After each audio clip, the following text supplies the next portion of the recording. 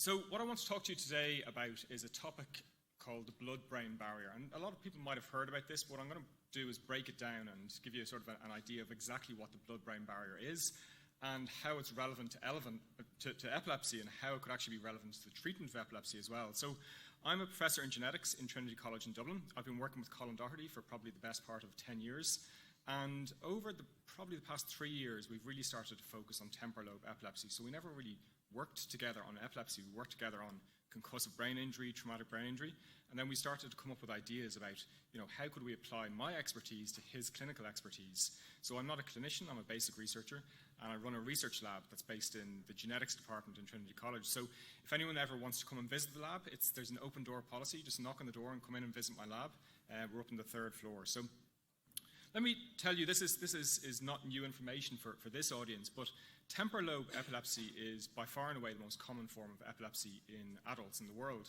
And I always like to give the Irish perspective on conditions when I'm talking about conditions. So I allow my research to dictate what diseases I work in. I'm not an expert on epilepsy.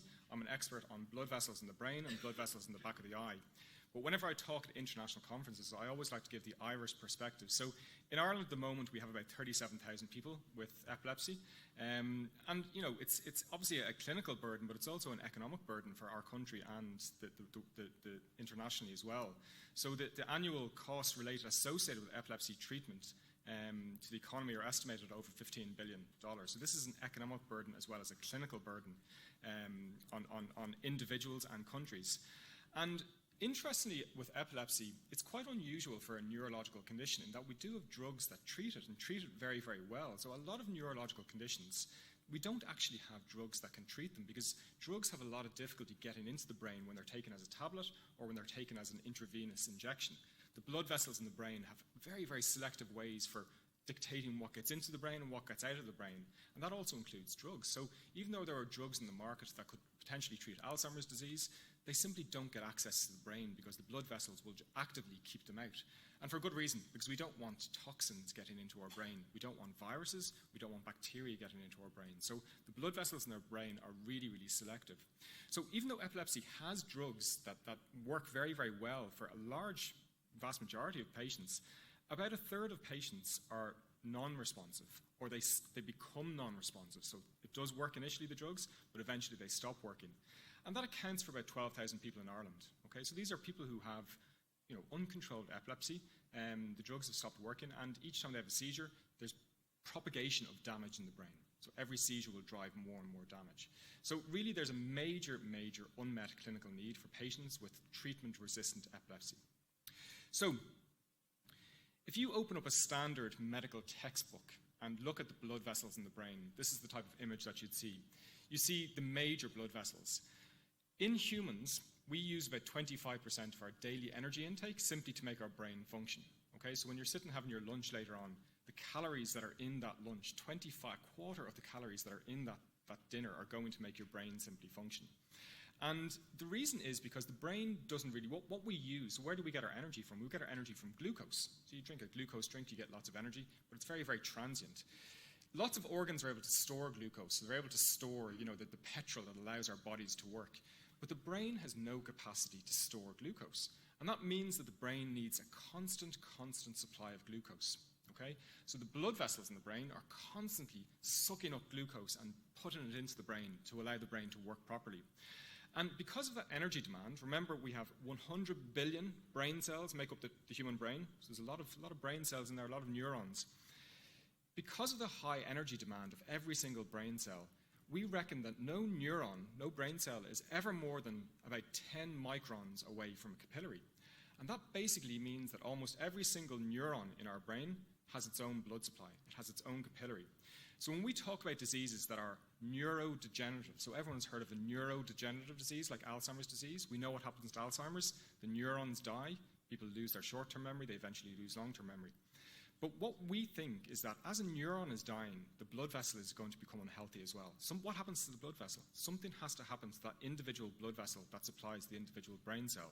So we start to think about a lot of neurological diseases, not as neurodegenerative or neural diseases. We think of them as cerebrovascular diseases. And a really interesting analogy here is everyone knows about cardiovascular diseases. okay? You improve your cardiovascular health, you make the blood vessels of your heart healthy, you stop strokes, you stop heart attacks. But really, the field is now moving in neurology to start thinking of a lot of neurological conditions as cerebrovascular conditions. Why don't we look at these diseases at the level of the blood vessels, try to figure out what is happening at the level of the blood vessels so that we can better understand the disease and better treat it. So, the blood vessels in the human brain, every neuron has its own capillary. If I was to take the capillaries out of a human brain and stretch them out side by side, they'd stretch from Dublin to Paris, 600 kilometres. If I was to look at the surface area of these blood vessels, it would have the surface area of a tennis court, 20 square metres. So these type of medical textbook images don't really do justice to the density of blood vessels in the brain. And what you need to look at is a human vascular cast. So this image gives you an idea of what the blood vessels in the brain look like, and this idea that every neuron has its own brain. If I was to show you that image and not tell you what it was, you'd say, that's a human brain. But that is a human brain that has had all the brain material removed from it. What we've done here is we've injected a polymer into a cadaver. The polymer circulates, it's pumped around the circulation, and it eventually solidifies. We take the brain out of the skull, and you digest away all the brain material in an alkaline bath, and what you're left with is a cast of the blood vessels. Okay? So this really, really strikes home the concept that every neuron has its own blood vessel, and we need to start looking at neurological diseases like epilepsy at the level of blood vessels. Okay. So, about 5 years ago, myself and Colin were talking about the concepts of what we would do to focus on understanding epilepsy better. And we are really, really focused on this concept called the blood-brain barrier. And what is the blood-brain barrier? The blood-brain barrier, basically, people talk about it as this protective layer around the brain. It's not a protective layer. It's the concept that we use to describe the properties that the blood vessels in the brain have. And those properties are, they don't let very much material into the brain. Drugs can't get access, they can't get free access, and it protects the brain from viruses and bacteria and damaging material. What we decided to do was we wanted to look at the integrity of the blood vessels in patients who had temporal lobe epilepsy, but not just patients who had temporal lobe epilepsy, but patients who were being worked up for surgical resection. So these were patients who had treatment-resistant epilepsy. They were being worked up to have temporal lobe removed by the neurosurgeons out in Beaumont, Donegal and Kieran. And what we were going to do was we were going to do an MRI scan that would allow us to look at the integrity of the blood vessels before and after the surgery. And what we were also going to do is the material that Donegal, O'Brien and Kieran Sweeney removed during surgery would come back to my lab, and we would examine that tissue that was removed from the brain under a microscope to look in microscopic detail at what the blood vessels looked like. So there was text on this slide, but it's disappeared, but I remember who it is and what the details are. So this is a young man, a 31-year-old man, who was having more than one seizure a week, one of Colin's patients. And what you're looking at here are brain scans. So this image here, you can see the two eyes on the left-hand side and the right-hand side. But what you're also looking at here is this individual had temporal lobe epilepsy on the left-hand side of his brain. Okay, so in this region here, okay, he had temporal lobe epilepsy, and we knew that he had that because the neurologist had pinpointed the exact location of where the seizure was emanating from. Now, pre-surgery, this is what you're looking at here, MRI scans that were done in St. James's Hospital before the surgery, 2 weeks before the surgery. We injected a dye into a peripheral vein while this young man was lying in the scanner. And we started to repeat a scan over and over and over again. And the interesting properties with the dye that we injected was it lights up blood vessels. Okay, so as you're lying in a scanner, you can see the blood vessels. But one interesting caveat with this dye is that if the blood vessels are leaky, it will leak out of the blood vessels and deposit in the brain. And it'll leave a signal for us as scientists to say the blood vessels in that area are leaky. So anywhere you see reddish yellow, are areas where there's leaky blood vessels. And you can clearly see around the temporal lobe that there are leaky blood vessels. But look at the rest of the brain. The rest of the brain is swimming with the dye as well, suggesting that a focal seizure, so a focal point of where the seizure is starting, is propagating blood vessel disruption throughout the entire brain. Okay? So this was the first time this was ever reported. Now, 2 weeks after that scan, he went out to Beaumont, he got his surgery, and 3 months later, he came back in. So we had 8 patients do this. And look what happens after the surgery. It completely resolves. And this was one of the most exciting findings myself and Colin have seen in probably our career of working together in the past decade. So what you can see here, if you look up here, you can see the area, the cavity that's been left. So the temporal lobe has been removed, okay? That's where the seizure was emanating from. But the blood-brain barrier disruption, the integrity of the blood vessels that was really compromised before the surgery, has completely resolved. So what does this mean? So to my mind as a scientist, this means that maybe if we could find a drug that could do that without having to do the surgery, maybe an antibody or a small molecule or a tablet, can you imagine the reality of what we could do here? So non-surgical intervention, we could potentially treat seizures by regulating the blood vessels. And one interesting analogy that I like to make is that there's loads of drugs on the market to treat cardiovascular diseases. We know that statins work, antihypertensive medications work. Those drugs do not treat the heart. They treat the blood vessels of the heart, and by proxy, they make the heart healthy, and they stop strokes, and they stop heart attacks. So to my thinking, and to Colin's thinking as well, if we can find ways to make the blood vessels of the brain healthy, by proxy, could we treat the brain and treat seizures? So as I mentioned, this material that's taken out during surgery, when Donica and Kieran do the surgery out in Beaumont, the material goes to pathology, so the pathologist in Beaumont can look at the material, but we also get parts of the material back to our lab. And what we can do is we can freeze the material, so you snap freeze it in liquid nitrogen really, really quickly, and you can then make, it's like a bacon slicer in the lab. If anybody comes into the lab, I can show you this. You use the bacon slicer to slice up the tissue, very, very thin sections. And by doing that, we can look at it under the microscope. We can stain the tissue. And what we can stain it for is components like IgG, which is immunoglobulin, and fibrinogen.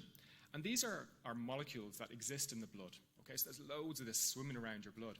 But when you make a section, what you're looking at here, this black area, is the inside of a blood vessel. That green and red stain should be inside the blood vessel because they're associated with the blood.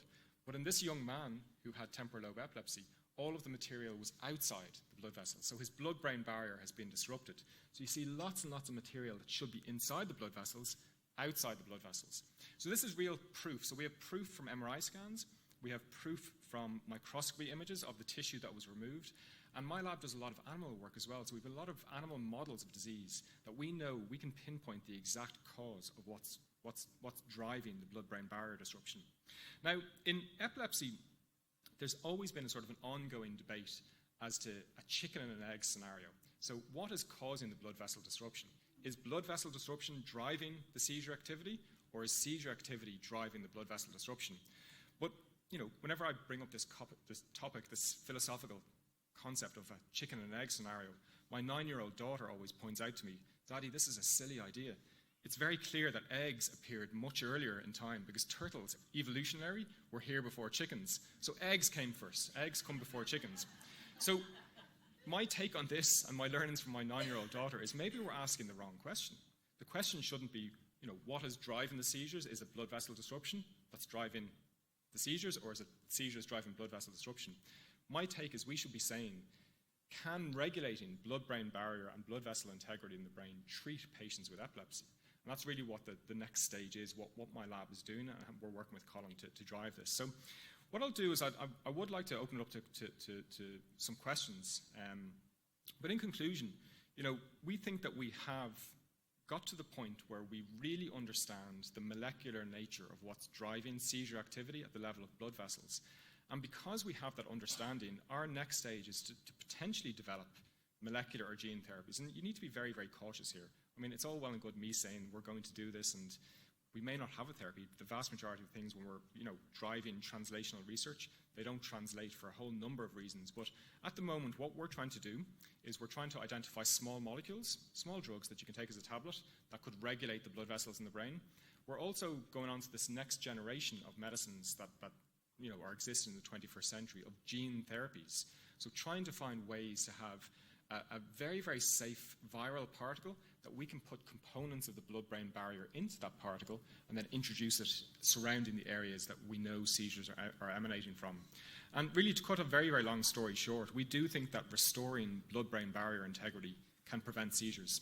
And we're really excited for the next stages of this work. So as I mentioned, please feel free to come in and visit us.